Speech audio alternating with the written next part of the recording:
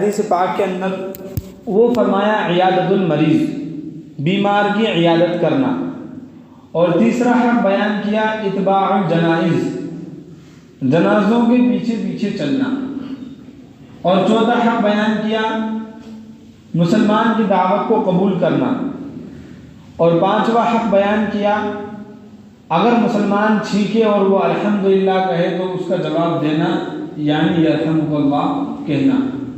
اور ایک حدیث میں چھٹا حق یہ بیان کیا ہے کہ جب وہ کوئی خیر خواہی طلب کرے، کوئی مشورہ طلب کرے یا کوئی رائے مانگے تو اس کو بہترین رائے دی جائے۔ بیمار کی عیادت کرنا یہ بھی مسلمان کا حق ہے۔ بیمار کی عیادت کے حدیث پاک میں فضائل بھی بہت ہیں۔ خود جناب نبی اکرم صلی اللہ علیہ وسلم بیماروں کی عیادت کے لیے تشریف لے جایا کرتے تھے۔ حضرت ابوبکر صدیق رضی اللہ تعالیٰ عنہ اور جناب نبی اکرم صلی اللہ علیہ وسلم ایک صحابی کے گھر بیمار کی عیادت کے لیے پہنچے، اور جو بھی بیمار ہو جاتا اس کی خبر لینے کے لیے جاتے، اور یہ مسلمان کا حق ہے۔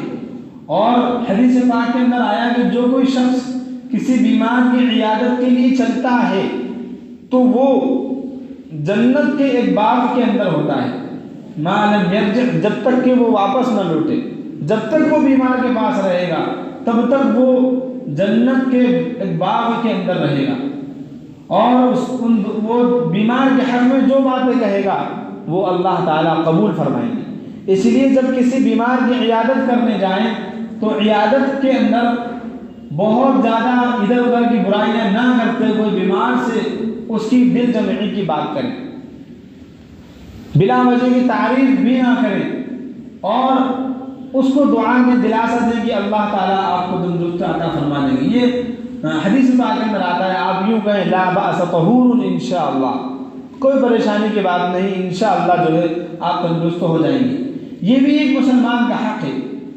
رشتہ دار کا حق نہیں کہا گیا ہے حدیث میں۔ رشتہ دار کی عیادت کے لیے سب جاتے ہیں، یا کوئی بڑا آدمی، پٹیل آدمی یا اور بڑا آدمی، نیتا آدمی بیمار ہو جائے اس کی خبر گیری کرنے سب جاتے ہیں، لیکن اگر کوئی بیمار غریب آدمی بیمار ہو جائے، تندرست مزدور آدمی، ٹھیلے والا آدمی بیمار ہو جائے تو اس کی خبر گیری کے لیے کون جاتا ہے؟ یہ مسلمان کا حق ہے۔ اور اگر اس بیمار کو کسی چیز کی ضرورت ہے تو آپ بجائے کہ اس کے یہاں جا کر چائے کا مطالبہ کریں، کھانے کا مطالبہ کریں، بلکہ اس کی اعانت کیجیے۔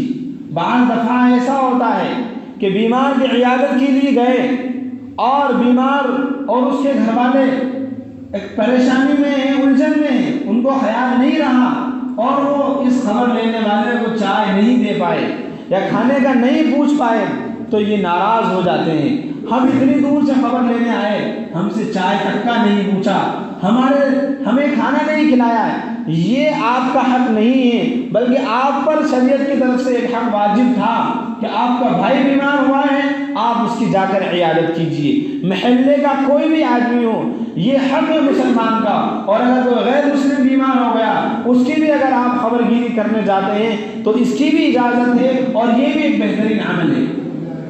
لیکن حق جو ہے وہ ایک مسلمان کا حق ہے کہ ایک مسلمان اگر بیمار ہو جائے تو آپ بغیر کسی فرق مراتب کے کہ بڑا ہے یا چھوٹا ہے، عالم ہے یا جاہل ہے، یا کوئی عام آدمی ہے یا مزدور ہے یا مالدار ہے، اس کی خبر گیری کے لیے جانا چاہیے۔ اور بہتر یہ ہے کہ اگر آپ صاحب حیثیت ہیں تو چونکہ بیمار کو دواؤں کی ضرورت رہتی ہے، وہ پریشانی کے اندر ہوتا ہے، آپ اس کو کچھ ہدیہ تحفہ پیش کر کے آئیں۔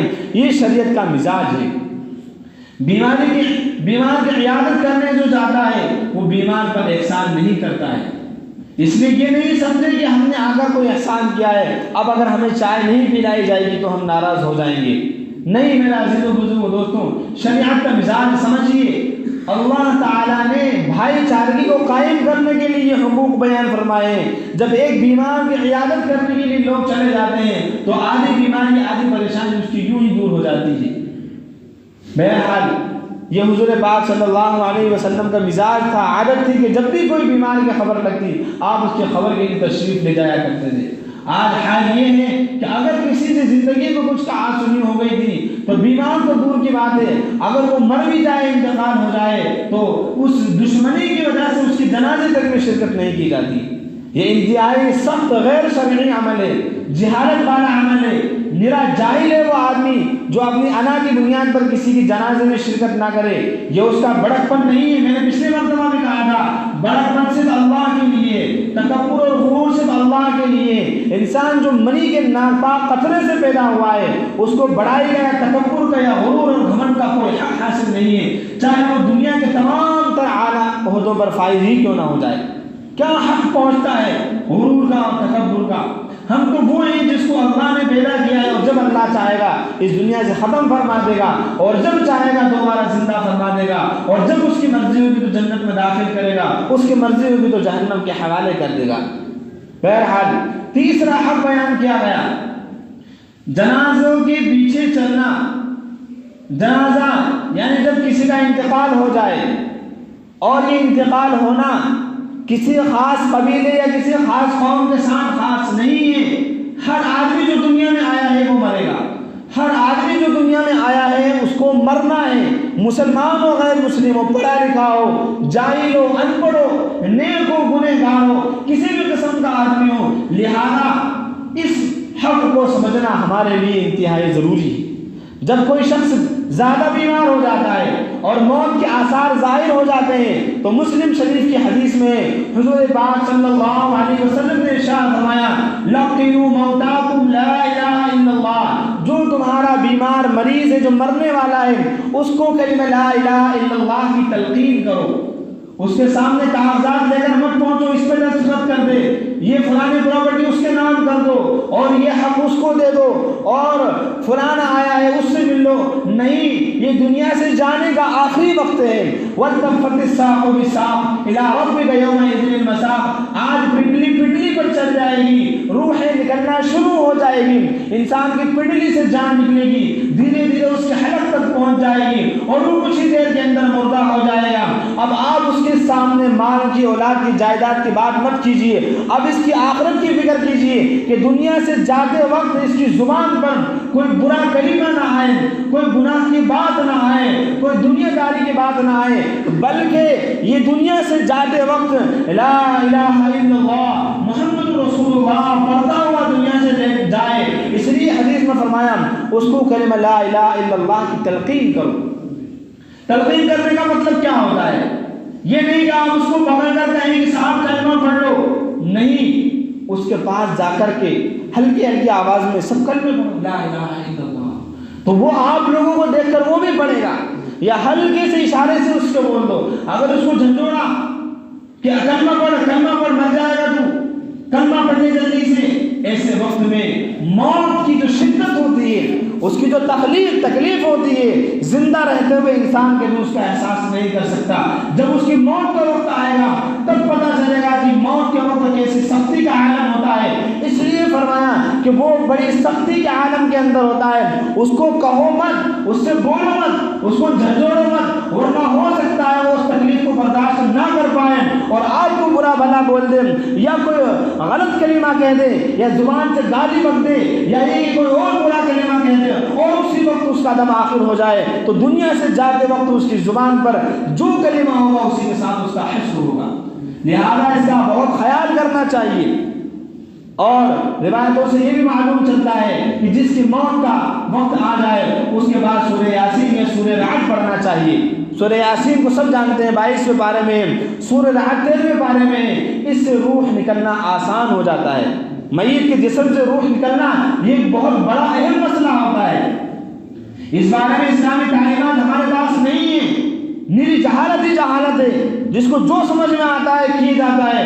جب موت کا وقت آ جائے اور آپ کو لگنے لگے کہ یہ انسان مرے گا، اب نہیں بچے گا، تو اب ضرورت نہیں ہے اس کو ہاسپٹل میں داخل کرنے کی، اس کو آپ لے آؤ گھر پر اور اس کا سر شمال کی طرف کرو، اس طرف اس کا سر کرو، اس طرف اس کا پیر کرو، اور کروٹ لٹا کر کے اس کا سر اور اس کا پورا جسم قبلے کی طرف کر دو۔ اب اس کی جان آسانی سے نکل جائے گی، تاکہ جب اس کی جان نکلے اس کا پورا رخ قبلے کی طرف ہو۔ یہ مسنون عمل ہے، اگر یہ نہ ہو سکے تو دوسرے دوسری شکل میں یہ ہے کہ اس کا منہ اس طرف کیا جائے، اس کے پیر قبلے کی طرف کیے جائیں اور ہلکا سا اس کا سر ایسے اٹھا دیا جائے تکیہ لگا کر کے کہ اس کا رخ قبلے کی طرف ہو جائے۔ اب یہاں یہ مسئلہ نہیں بتانا ہے کہ پیر قبلے کی طرف ہو گئے، یہ مر رہا ہے، اس کے لیے یہی آسانی ہے۔ آپ کے گھر میں جگہ نہیں ہے یا یہ کہ اس کو کروٹ پہ نہیں لٹا سکتے تو شریعت میں یہ بتلایا گیا ہے، لہذا وہاں ہمیں عالم مفتی بننے کی ضرورت نہیں ہے کہ ادھر قبلے کی طرف پیر ہو جائیں گے، نہیں، اب بہتر یہ ہے کہ ادھر سر کیا جائے، شمال کی طرف جنوب کی طرف پیر کیے جائیں، قبلے کی طرف رخ کیا جائے، یہ نہ ہو سکے تو ادھر مشرق کی طرف پیر کیے جائیں، سر کیا جائے، مغرب کی طرف پیر کیے جائیں اور پھر اس کا سر کو قبلے کی طرف ہلکا سا تکیہ لگا کر کے ٹیک لگا کر کے اٹھا دیا جائے۔ جب انسان کی جان نکلنے لگتی ہے اور جان نکل جاتی ہے تو اس وقت بھی شریعت نے مسائل بتلائے ہیں، آنکھوں پر ہاتھ پھیر دیا جائے، اس کی آنکھیں بند ہو جائیں، ہاتھوں کو اس طریقے سے جمع کر دیا جائے جیسے ہی میت کے جسم سے، انسان کے جسم سے روح نکلتی ہے وہ ناپاک ہو جاتا ہے، وہ ناپاک ہو چکا ہے۔ اب فوراً اس کی تجہیز و تکفین کا عمل شروع کرنا چاہیے۔ تجہیز کا مطلب یہ ہے اس کا جنازہ تیار کرنا، اور تکفین کا مطلب ہے کفن پہنانے کا عمل تیار، اس کی کوشش کرنا، اور تدفین کا مطلب ہوتا ہے اس کو قبرستان کے حوالے کرنا۔ سب سے پہلے تجہیز کے اندر یہ آتا ہے کہ آپ اس کے بدن سے کپڑے اتاریں۔ کپڑے اتارنے کا طریقہ بتلایا گیا ہے کہ پہلے اس کے کپڑے کو سطر سے ڈھانپے، پھر جو ہے آسانی سے نکل جائے، ٹھیک ہے، ورنہ کپڑے کو کاٹ کر کے نکالا جائے گا، اور نکالنے کے بعد جلد از جلد اس کے نہلانے کی فکر کی جائے۔ میت کے انتقال کے بعد نہلانے میں زیادہ دیر نہیں کرنا چاہیے، فوراً جیسے انتقال ہو جلد از جلد اس کو نہلانا چاہیے، کیونکہ جب تک میت کو غسل نہیں دیا جائے گا تب تک اس کے پاس قرآن شریف پڑھنا جائز نہیں ہے، وہ ناپاک ہے۔ انتقال ہوتے ہوئے بہت سے لوگ قرآن شریف لے کے بیٹھ جاتے ہیں، اس کے لیے آپ اور کہیں قرآن شریف پڑھ سکتے ہیں، اس کے پاس بیٹھ کر کے قرآن شریف پڑھنا منع ہے، کیونکہ وہ ابھی ناپاک ہے، چاہے وہ نہا کر ہی کیوں نہ سویا ہو، وہ ناپاک ہو چکا ہے۔ موت ہر انسان کو ناپاک کر دیتی ہے، موت منجس ہے، موت بدن کو ناپاک کر دینے والی ہے، اس لیے اس کو غسل دیا جائے گا سب سے پہلے۔ اور غسل کون دے یہ بھی ایک مسئلہ ہے، غسل کون دے؟ حق یہ ہے اور بہتر یہ ہے کہ میت کا سب سے قریبی اس کو غسل دے۔ اگر اولاد ہے، اگر باپ مرا ہے تو اولاد اس کو غسل دے، اولاد مری ہے تو باپ اس کو غسل دے، یعنی مرد کو مرد غسل دے گا اور عورت کو عورت غسل دے گی۔ غسل دینے میں آپ کسی کا انتظار مت کیجیے، فلاں صاحب کو بلوائیے، فلاں صاحب کو بلوائیے، نہیں، جس طریقے سے زندگی کے اندر غسل دیا جاتا ہے اسی طریقے سے آپ کو غسل دینا ہے۔ جیسا گرم پانی کیا جاتا ہے اتنا ہی نارمل گرم پانی کرنا ہے، کیونکہ جیسے زندوں کو تکلیف ہوتی ہے مرغوں کو بھی تکلیف ہوتی ہے۔ حدیث پاک کے اندر آتا ہے کسر عظم المیت ککسر الحی، مردہ آدمی کی ہڈی کو توڑنا ایسا ہی ہے جیسا کہ زندہ آدمی کی ہڈی کو توڑنا، یعنی جس طریقے سے آپ مردے کے ساتھ زبردستی کھینچا تانی کریں گے اسی طریقے تو اس کو ایسا ہی محسوس ہوگا جیسا کہ زندوں کے ساتھ کیا جائے۔ اس لیے بڑے ادب کے ساتھ گرم پانی وغیرہ کا انتظام کر کے اس کو نہلانے کا انتظام کیا جائے۔ اگر کوئی کسی کو نہلانا نہیں یاد ہے تو جس کو نہلانا یاد ہے اس کو نہلانا چاہیے۔ آج کل تو بڑا عجیب مسئلہ ہے، دوسرے محلوں سے مستورات کو بلایا جائے گا۔ آپ اتنی تعلیم نہیں دے سکتے؟ کیا ایک ماں اپنے بیٹے کو نہیں بتا سکتی کہ میں مروں گی تو مجھے غسل کیسے دینا ہے؟ ایک باپ اپنے بیٹے کو نہیں بتلا سکتا کہ میں مروں گا تو مجھے غسل کیسے دینا ہے؟ کیا آپ کو نہیں معلوم کہ آپ کو مرنا نہیں ہے؟ کون کہتا ہے مجھے نہیں مرنا ہے؟ سارے جہالت یہیں پر آتی ہے، ساری جہالت قبرستان کے اندر آتی ہیں۔ ابھی بات جب جنازے کی نماز پر آئے گی تب ہم آپ کے سامنے عرض کریں گے کہ کیسی کیسی جہالتیں ہمارے یہاں ہیں۔ جب معلوم ہے ہر گھر میں انسان کو مرنا ہے اور ہر ایک کو مرنا ہے تو کیوں نہ پھر اس کو نہانے کی تعلیم دی جائے، گاڑی چلانے کی تعلیم دی جاتی ہے، پڑھنے لکھنے کی تعلیم دی جاتی ہے، کھیتی کی تعلیم دی جاتی ہے، ہر چیز کی تعلیم دی جاتی ہے، تو میت کو نہلانے کی بھی تعلیم دینا چاہیے۔ اس کا ایک خاص طریقہ ہے، اس میں تفصیل نہیں ہے، بہتر یہی ہے کہ اس کو لٹا کر کے اس کے بدن پر خاص طور سے ناک کے نیچے ایک موٹا کپڑا ڈالا جائے جس سے اس کے بدن ظاہر نہ ہو، یا رنگین کپڑا ہو، اور اس کو وضو کرایا جائے۔ وضو کرانے میں آپ ہاتھ نہیں دھوئیں گے، کلی نہیں کرائیں گے، بلکہ ہلکا سا ایک روئی کا پھویا لے کر کے دانتوں پر پھیر دیا جائے گا، ہلکا سا ناک کے اندر پھیر دیا جائے گا، چہرہ دھلایا جائے گا، اور پھر اس طریقے سے پورے داڑھی کو دھویا جائے گا۔ چہرے کو دھلنے کے بعد پھر جو ہے اس کو بائیں کروٹ پر لٹائیں گے، سیدھے کروٹ پر پانی ڈالیں گے، پھر جو ہے یہ بدن دھوئیں گے، پھر اس طریقے سے سیدھے کروٹ پر لٹائیں گے، بائیں کروٹ پر پانی ڈالیں گے، اور اس طریقے سے میت کو نہلایا جائے گا۔ پھر اس کے بعد ہلکا سا اس کو اٹھایا جائے گا تاکہ اگر پیٹ کے اندر کوئی نجاست ہو تو وہ نکل جائے۔ اگر کوئی نجاست نکلتی ہے اس کو کپڑے سے صاف کر دیا جائے گا، اس کو دوبارہ غسل دینے کی ضرورت نہیں ہے اگر غسل دلانے کے بعد میں نجاست نکلتی ہے۔ اس لیے فرمایا کہ جب انتقال ہوتا ہے، انتقال کے بعد پیٹ پر کوئی وزنی چیز رکھ دینا چاہیے تاکہ اس کا پیٹ نہ پھولے، اور میت کو جلد از جلد تجہیز و تکفین کر کے اس کو اس کے گھر کے حوالے کرنا چاہیے۔ غسل کے بعد کفن پہنانے کا انتظام کرنا چاہیے، کفن اس کو تیار ہو، یہ نہیں کہ پہلے کفن کا انتظام کیا جائے گا، اب نہلایا جائے گا، نہلا دیا، نہلانے کے بعد رکھ دیجئے، جب کفن کا انتظام ہو جائے کفن پہنا دیجئے، اس کے بعد جو بھی آپ کو قرآن پاک پڑھنا ہے، جو بھی وہ سب قرآن شریعت کی تعلیم ہے، لیکن فرمایا کہ جنازے کے اندر زیادہ تاخیر بھی نہیں کی جائے۔ ایسا نہ ہو کہ کل انتقال ہوا تھا تو کل دفنائیں گے، فلاں صاحب اتنی دور سے آ رہے ہیں، فلاں صاحب اتنی دور سے آ رہے ہیں، بلکہ جلد از جلد بلا کر کے اس کو اس کا انتظام کرنا چاہیے۔ حدیث پاک کے اندر آتا ہے کہ جب تم میت کو لے کر کے چلو تو تھوڑا سرعت کے ساتھ چلو، اسرعوا بالجنازہ، جنازے کو ذرا تیزی کے ساتھ لے کر کے چلو۔ اگر یہ بہترین جنازہ ہے، اگر یہ نیک آدمی کا جنازہ ہے تو اس کا ٹھکانہ اس کا انتظار کر رہا ہے، اس کی نعمتیں اس کا انتظار کر رہی ہیں، جلدی اس کو اس کے ٹھکانے تک پہنچا دو۔ اور اگر یہ نیک نہیں ہے، برا ہے، تو پھر تم اس برائی کو جلدی اپنے کندھوں سے اتارو۔ حدیث پاک کے اندر آتا ہے لہذا جلد از جلد اس کو پہنچاؤ۔ یہ چیز تو ہے جو واجب ہے، فرض ہے، کوئی نہ کوئی کسی کو نہلانا پڑے گا۔ اگر کوئی آدمی، کچھ ہی لوگ نہلانا جانتے ہیں اور ان کے نہلانے میں کام کاج کا حرج ہو رہا ہے تو ان کو اجرت دینا چاہیے، یعنی ان کو مزدوری، جو ایک دن کی مزدوری اگر ختم ہو رہی ہے تو اس کو دینا جائز ہے، منع نہیں ہے۔ اس کے بعد بہرحال نماز کا عمل آتا ہے، وہی ہے وَإِتْبَاعُ الْجَنَائِزِ۔ تیسرا کہ جنازے کی پیروی کرنا، جنازے کے پیچھے چلنا، میت کی نماز جنازہ پڑھنا پوری امت، پورے اس علاقے کے لوگوں پر فرض کفایہ ہے۔ اگر ایک بھی نماز جنازہ نہیں پڑھے گا سارے کے سارے لوگ گنہگار ہوں گے، اور اگر کچھ لوگوں نے نماز جنازہ پڑھ لیا تو سب لوگ اس سے بری ہو جائیں گے۔ نماز جنازہ میں بھی بہت سارے مسائل ہیں۔ نماز جنازہ کے لیے وہی سب شرائط ہے جو عام نمازوں کے لیے، پاک ہونا، قبلے کی طرف رخ ہونا، تمام کی تمام چیزیں ہیں، لیکن میت کو جب اٹھایا جائے گا اور اس کے جنازے کی نماز پڑھنے کے بارے میں جو فرمایا تو وہ جنازے کی نماز کیوں پڑھی جاتی ہے؟ جنازے کی نماز کیوں پڑھی جاتی ہے؟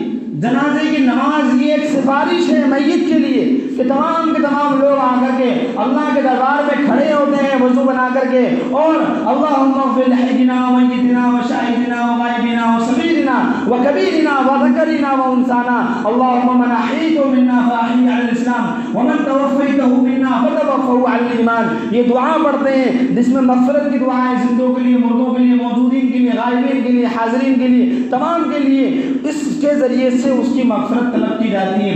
حدیث پاک کے اندر آتا ہے کہ جس مسلمان بھائی کے جنازے میں 100 آدمی شریک ہوں اور وہ اس کے لیے سفارش کریں، یعنی اس کی نماز جنازہ پڑھیں، اللہ تعالیٰ ان کی سفارش کو قبول فرما لیتے ہیں اور اس کی مغفرت فرما لیتے ہیں۔ ایک حدیث پاک کے اندر آیا جس کے جنازے میں 40 آدمی شریک ہو جائیں اللہ تعالیٰ ان کی سفارش فرما لیتے ہیں اور ان کی وہ میت کی مغفرت فرما دیتے ہیں۔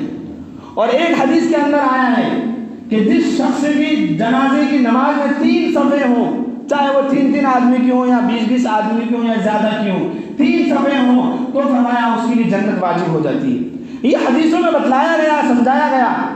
اب یہاں مسئلہ یہ ہے، نماز پڑھیں گے مولوی صاحب اور نماز پڑھیں گے یہ لوگ جو نماز پڑھنے والے ہیں، ہم کو پینچت والے ہیں، کھڑے ہو کے ٹکرانے والے ہیں، مونجنے والے ہیں، ہم کائے کو نماز پڑھیں گے؟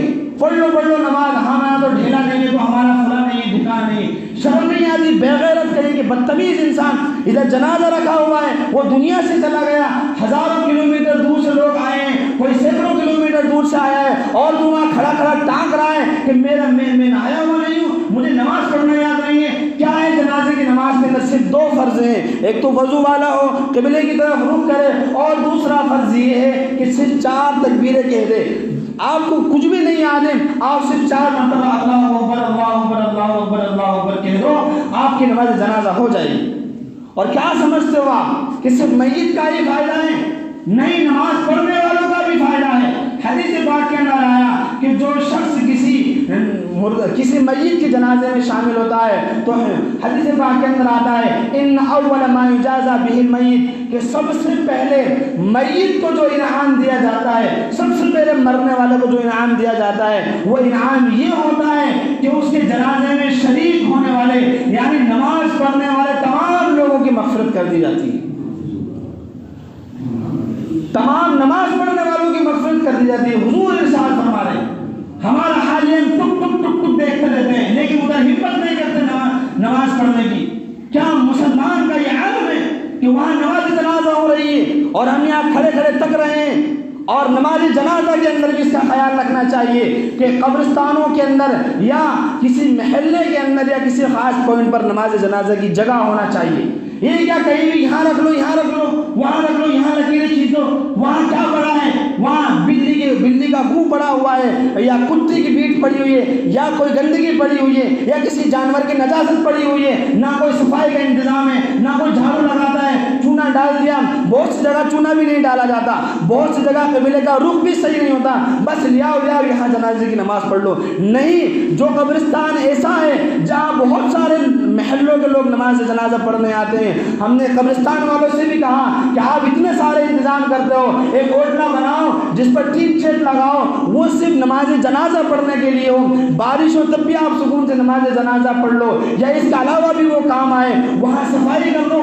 اب سب لوگ جوتوں میں نماز پڑھتے ہیں، کوئی چپل میں نماز پڑھتا ہے، کیا گارنٹی ہے کہ آپ کا جوتا پاک ہے؟ کیا گارنٹی ہے کہ آپ کی چپل پاک ہے؟ آپ دیکھ لیجئے 90% لوگ خاص طور سے سردیوں کے موسم میں جب جوتے کے اندر موزے ہوتے ہیں کوئی جوتا نہیں نکالتا۔ کیا جوتوں کے اندر آپ پیشاب نہیں کرتے ہو؟ جوتوں کے اندر روڈوں پر چلتے نہیں ہیں؟ ہاں، اگر پاک ہے آپ کا جوتا تو کوئی مسئلہ نہیں ہے، نماز پڑھ سکتے ہیں، لیکن اگر جوتا پاک نہیں ہے تو نماز پڑھنے سے نماز نہیں ہوگی۔ ہر نماز جنازہ کے اندر امام کے لیے ایک مصلی لایا جاتا ہے، آپ لوگ سب کو پتا ہو، لاتے نہیں لاتے تو کیوں؟ اس کے لیے پاکی شرط ہے اور باقی لوگوں کے لیے پاکی شرط نہیں ہے۔ وہ مصلی پہ کھڑا ہو جائے گا تو نماز ہو جائے گی، اور تم سب جوتوں میں نماز پڑھ لو، یہ کون سا اصول ہے؟ وہ بھی نماز ہے، اس کے لیے بھی طہارت اور پاکی شرط ہے، لہذا یا تو جوتوں کو پاک کرو یا پھر پاک جگہ پر کھڑے ہو، تب جا کر کے نماز جنازہ درست ہوگی۔ ہاں، البتہ یہ ہے کہ زمین جو ہوتی ہے وہ عام طور پہ پاک ہوتی ہے، کیونکہ زمین پر اگر کوئی ناپاکی گر جاتی ہے اور زمین سوکھ جاتی ہے، خشک ہو جاتی ہے، تو فرمایا کہ زکوٰۃ الارض یبسها، زمین کا خشک ہو جانا یہی اس کی زکوٰۃ ہے۔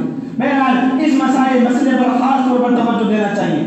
جو فالتو کے مسئلے ہیں اس میں تو بہت سے لوگ الجھتے ہیں، یہ فلاں ہوگا، یہ ہوگا، فلانا ہوگا، ٹھکانا ہوگا، اتنے سارے رسم و رواج ہیں اور بے شمار نہ جانے کون سے ڈھونگ جو ہے جنازے کے موقع پر کیے جاتے ہیں۔ کوئی 10واں مناتا ہے، کوئی 30واں مناتا ہے، کوئی 40 روپے کا کھانا کرتا ہے۔ اس کے علاوہ میت کے موقع پر بھی کوئی بکرا بناتا ہے، کوئی کچھ بناتا ہے، کوئی کچھ بناتا ہے۔ کوئی اہتمام نہیں ہوتا کہ شریعت کیا تعلیم دیتی ہے، شریعت کیا کہتی ہے۔ سب سے پہلے اس پر توجہ دینا چاہیے۔ دوسرا مسئلہ ہے نماز جنازہ پڑھانے کا سب سے زیادہ حقدار کون نماز جنازہ پڑھائے گا؟